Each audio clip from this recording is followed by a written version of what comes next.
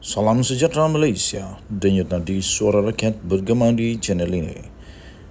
Jangan lupa tekan butang subscribe, like dan share. Malaysia kita punya, cintai Malaysiaku, kita jaga kita.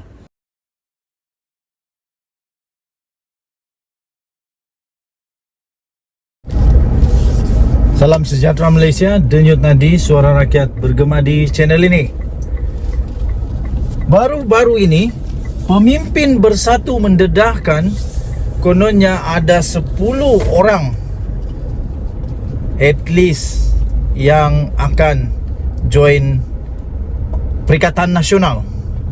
Dan kemudian digembar-gemburkan 10 orang ini adalah warlord ataupun panglima perang yang cukup berpengaruh, cukup besar di dalam UMNO.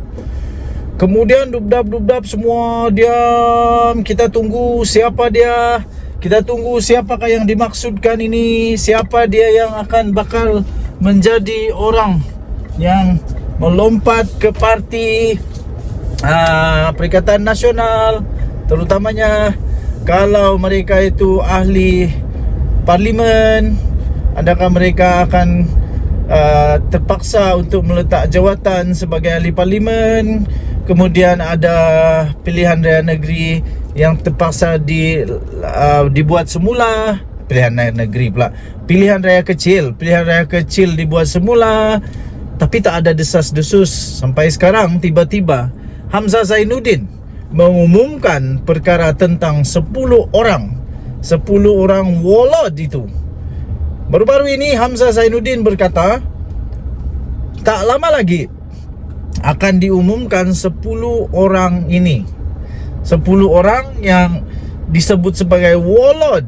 Dan Hamzah Zainuddin berkata itu semua akan diumumkan mengikut perancangan disesuaikan dengan program yang sudah pun dirancang oleh Perikatan Nasional. Cuma saja sekarang ini yang kita nak tengok siapakah mereka ini. Menurut beliau, pemimpin bersatu itu mendedahkan bahawa kumpulan berkenaan itu terdiri daripada 10 orang panglima perang yang telah disisihkan oleh UMNO. Siapa yang telah disisihkan ini? Adakah mereka yang sudah pun digantung keahlian, dipecat daripada UMNO, ataupun tak dipecat, tak digantung, cuma saja kerana mungkin dah tak berkesan, dah tak ada lagi impak besar di dalam UMNO, jadi tidak lagi diperhatikan sangat. Menurut Hamzah Zainuddin, beliau berkata insyaAllah kita tengah buat perancangan dan akan umumkan dalam waktu yang terdekat untuk disesuaikan dengan program kita, dia kata. Jadi persoalan yang paling besar yang kita nak bincangkan ialah siapakah 10 orang ini. Yang kita tahu setakat ini, nama-nama yang telah pun amat ketara yang kita boleh jangka setelah disisihkan oleh UMNO ialah Hishamuddin Hussein dan juga beberapa yang lain yang telah digantung keahlian, termasuklah rakan kepada Khairi Jamaluddin di dalam podcast di YouTube yang selalu ditayangkan. Tapi adakah mereka akan mengambil keputusan itu, termasuk Khairi Jamaluddin? Kerana secara terbuka, terang-terangan Muhyiddin Yassin telah pun mengaku bahawa ia memang ada tawaran yang telah diberikan kepada Khairi Jamaluddin, iaitu sekiranya Khairi Jamaluddin join bersatu, beliau secara otomatiknya ditawarkan, belum tentu lagi, belum sah lagi, baru ditawarkan. Segala sesuatu boleh berubah. Politik Malaysia ini banyak dinamik dia, perubahan demi perubahan setiap hari berlaku.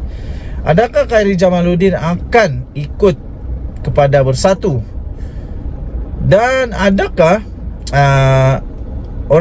beberapa orang lagi, contohnya Ismail Sabri Yaakob, pun akan masuk juga kepada Perikatan Nasional? Kita tak tahu. Datuk Seri Ismail Sabri Yaakob belum ada lagi pembayang yang jelas. Dan saya fikir, bagi saya tak. Walaupun ramai orang fikir mungkin taklah. Tapi Hishamuddin Hussein pun belum tentu lagi. Sebab susul galur keturunan Hishamuddin Hussein dengan UMNO ini sangat rapat dan mempunyai sejarah yang sangat besar. Jadi tak pasti kalau dia sanggup untuk meninggalkan susul galur keturunan yang amat rapat dengan beliau ini. Okey, jadi pada pendapat anda, siapakah yang dimaksudkan oleh Hamzah Zainuddin sebagai warlord yang bakal menyertai Perikatan Nasional itu, yang akan diumum tak lama lagi? Dan kalau memang betul mereka ini ahli parlimen yang menang bersama dengan Barisan Nasional UMNO, adakah kita akan melihat pilihan raya kecil akan berlaku? Kerana di dalam perlembagaan Malaysia yang baru ataupun sudah pun diumumkan, diluluskan di Dewan Rakyat bahawa akta anti lompat parti sudah pun dikuatkuasakan dan mereka tak boleh nak lompat suka-suka. Dengan Nadi Suara Rakyat bergema di channel ini, jangan lupa untuk tekan butang subscribe, like dan share. Malaysia kita punya, cintai Malaysia ku, kita jaga kita. Bye-bye. Salam sejahtera Malaysia. Dengan Nadi Suara Rakyat bergema di channel ini. Setiap kali manusia-manusia nak tekan Anwar dengan tenang saja menjawab. Setiap kali manusia-manusia nak cuba untuk mempermain-mainkan Anwar pasti ada jawapan yang memang kau punya, memang hebat. Terbaru ini, Anwar ditekan kononnya Anwar ini suka pendendam lah. Tapi Anwar menjawab dengan tenang. Anwar menjawab, kalau benar saya berdendam, sudah ramai masuk Sungai Buloh. Kalaulah Anwar betul-betul berdendam, sudah ramai dah ramai sekarang dah masuk Sungai Buloh. Tapi kerana Anwar ini seorang yang penyabar, dia tetap bersabar. Dia tak berdendam dengan apa yang orang dah pernah buat dengan dia. Perdana Menteri Datuk Seri Anwar Ibrahim menolak dakwaan kononnya beliau ini seorang yang pendendam dan menggunakan sistem perundangan negara sewenang-wenangnya, kononnya untuk membalas dendam terhadap mana-mana individu.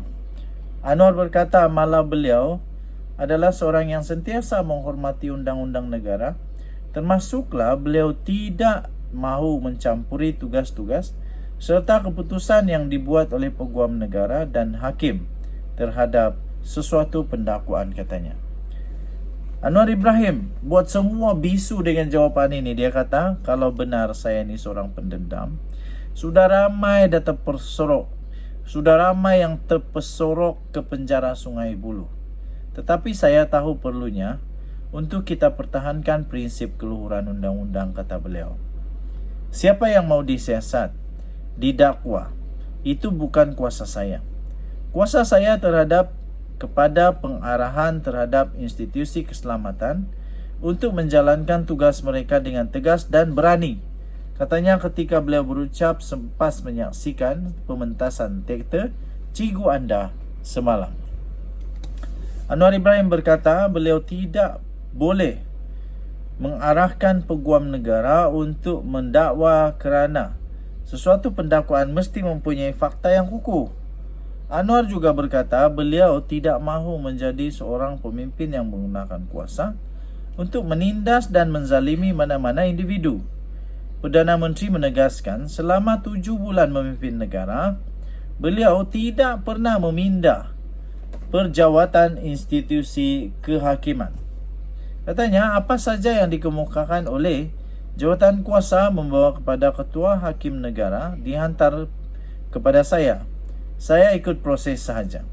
Tidak ada satu pun yang saya pindah. Melainkan kalau hakim itu mempunyai rekod yang mungkin dipertikaikan, katanya. Justru beliau berkata sudah tiba masanya tata kelola serta pentadbiran di negara ini dibersihkan tanpa wujud unsur negatif. Malah politik negara perlu terhindar daripada adu domba atau merendahkan martabat pihak lain. Tambahnya, politik itu penting. Saya juga mengasaskan dan memimpin parti politik dan antara parti yang bergabung. Katanya dan menambah, mencari kelemahan pihak lain merupakan politik yang tidak matang. Tuan-tuan dan puan-puan, saya setuju juga lah apa yang dikatakan oleh Perdana Menteri ini. Kalau betul Perdana Menteri Anwar Ibrahim ini yang memang sudah masak dengan keganasan terhadap dirinya sendiri, dengan banyaklah apa yang dia sudah lalui. Kalau betul-betul dia nak balas dendam dan dia nak pakai kuasa dengan salah, dia nak salah guna kuasa, nak seleweng kuasa. Kalau dia betul nak buat, dah ramai orang dah dia boleh masukkan dalam penjara. Yang pernah memenjarakan dia boleh buat semua sekarang untuk pastikan orang itu pula disiasat dan sebagainya. Tapi Anwar Ibrahim bukan orang begitu.